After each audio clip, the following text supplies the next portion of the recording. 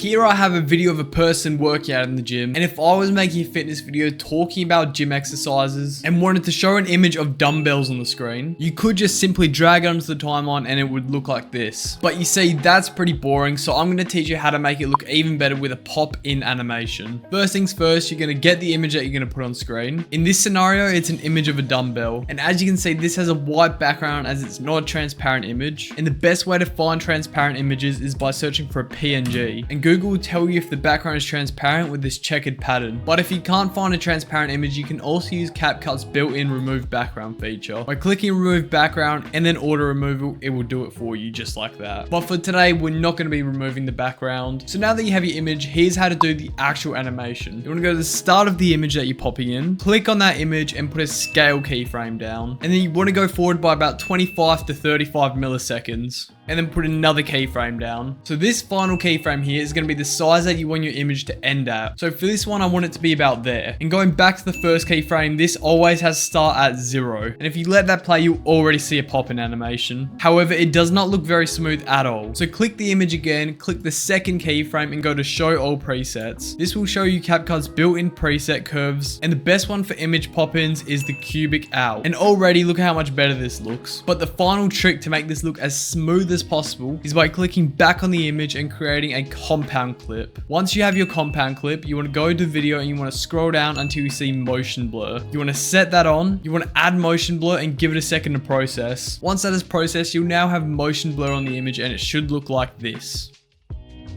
If you want the animation faster, drag the second keyframe further left, or if you want it to come in slower, drag this right. I hope this tutorial helped. If it did, make sure to like and subscribe.